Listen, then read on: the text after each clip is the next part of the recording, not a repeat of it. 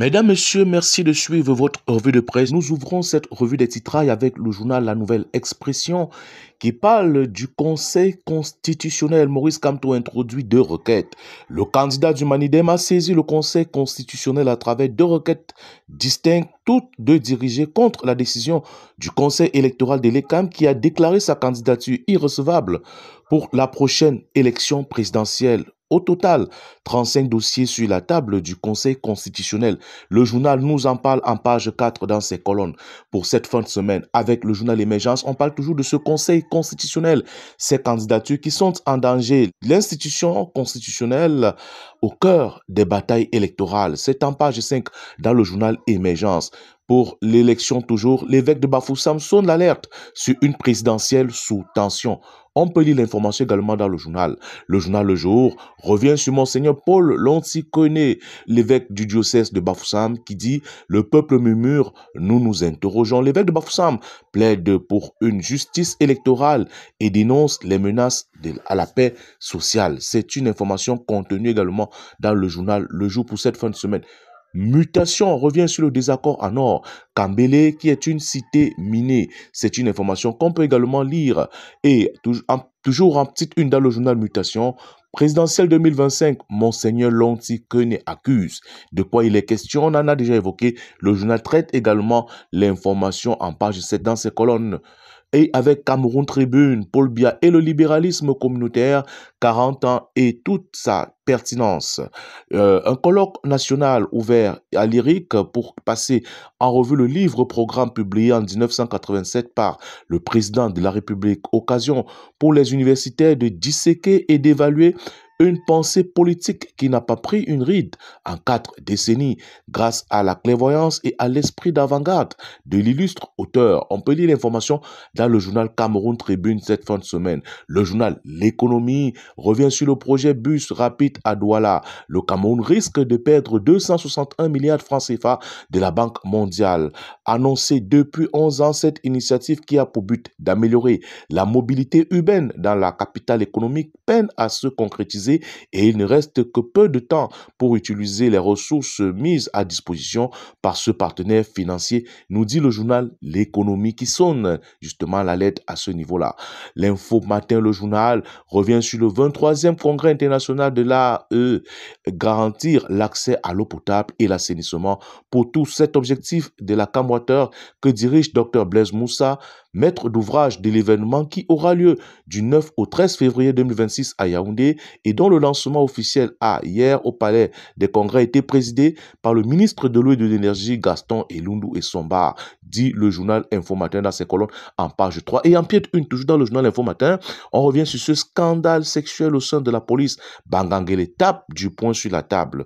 Après la fuite ce 25 juillet sur les réseaux sociaux, des vidéos compromettantes impliquant certains hauts gradé, le délégué général à la sécurité nationale a relevé de ses fonctions le régional par intérim du centre, le commissaire divisionnaire Josué Osomo pour dépravation des mœurs ainsi que deux autres policières. On peut lire l'information également dans le journal en page 4, dans le journal Info Matin.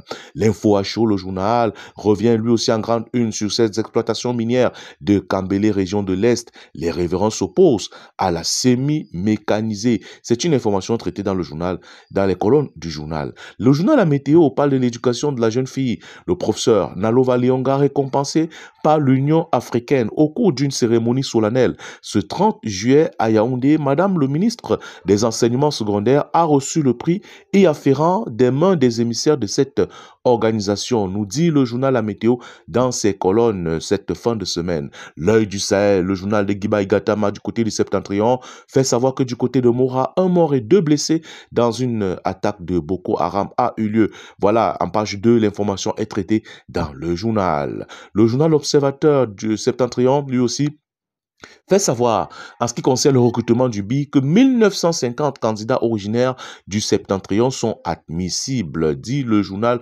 L'Observateur du Septentrion. Le journal Innovation, quant à lui, plutôt revient sur les déviances. Le commissaire divisionnaire Osomo Josué, délégué régional de la Sûreté nationale du Centre, a été démis de ses fonctions après la diffusion d'images compromettantes.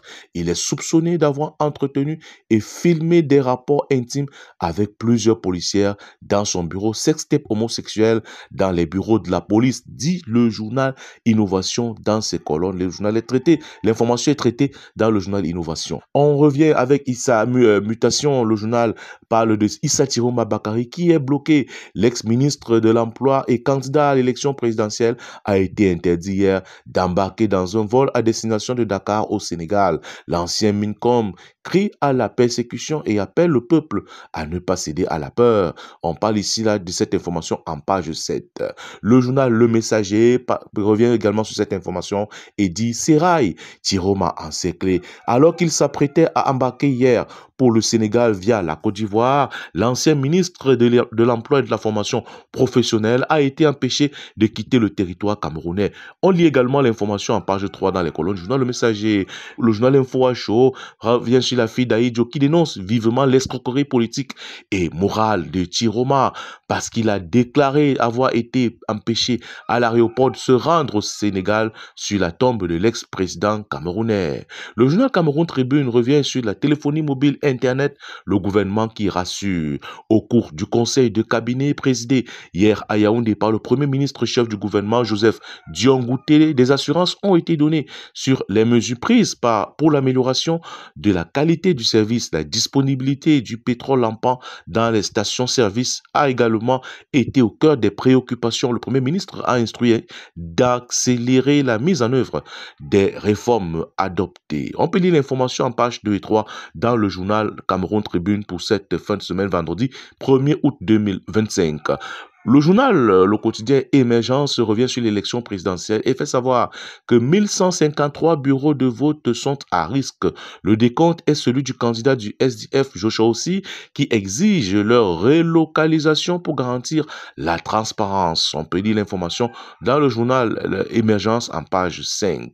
Et avec justement en pied une dans le journal L'Émergence toujours, enseignant, la crise systémique s'aggrave.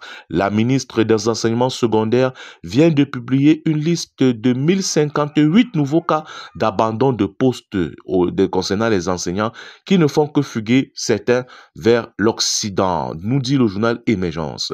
Innovation, le journal revient sur le RDPC qui prépare la fraude électorale. 1153 bureaux de vote sont situés dans des lieux inaccessibles au public. C'est le journal Innovation qui en parle. Dans une lettre adressée à Elecam, Joshua Ossi, président du SDF, souligne que son équipe a identifié plus de 1000 bureaux de vote installés dans des lieux inaccessibles au public, tels que des casernes militaires, la présidence de la République ou des chefferies. Il exige la relocalisation des bureaux de vote pour garantir la transparence et le respect des lois électorales. On peut lire l'information en page 2 et 3, l'information dans le journal Innovation. Le journal L'économie revient justement sur la route Yaoundé-Douala, ce que l'entretien coûte à l'État. Construit depuis plus de 25 ans, l'axe affiche un niveau de dégradation considérable. Le Cameroun est en quête de financement auprès de la Banque islamique de développement pour la réhabilitation de cet État, nous dit le journal. Et en pied une touche dans le journal L'économie, on fait savoir ici SICAM, 70,2 milliards de francs CFA a investi pour la relance de la SICAM. L'œil du Sahel parle du Grand Nord, 110 enseignants absents de leur poste. On a parlé déjà dans l'autre journal ici. Précisément, Guiba Gatam a fait savoir que 110 enseignants sont absents de leur poste de ce côté. Info Matin, le quotidien revient sur la présidentielle 2025. Paul Biya, candidat des BAM, Bombok, le chef de l'État, postulant à sa propre succession, a reçu l'onction de ses gardiens de la tradition ce 31 juillet au Palais de l'Unité. Le ministre d'État SGPR, Ferdinand Ngongor, président du comité stratégique de campagne, représentait, comme les fois précédentes, le président de la République, lequel a bien voulu répondre très favorablement à la demande de ces 35 dépositaires de la tradition Bassa pour bâti d'Union Ekele Sanaga Maritime et Vouri. Ces dignitaires ont par ailleurs réitéré leur soutien indéfectible à l'homme du 6 novembre pour les valeurs de stabilité, paix et progrès qu'il incarne. On peut lire l'information en page 3 dans les colonnes du journal Info Matin. La météo revient sur l'agriculture résiliente et durable. L'IRAT offre d'importants stocks d'intrants agricoles aux organisations de producteurs producteurs de Pitoa. 500 sacs d'engrais ainsi que des tonnes de semences améliorées de sorgho, blé, soja, aubergines, manioc et patates produites pour le prestigieux institut dont le docteur Noé Wom a la charge. Ils ont donc remis ces importants stocks d'intrants agricoles à ces révérends, ces producteurs de Pitoa.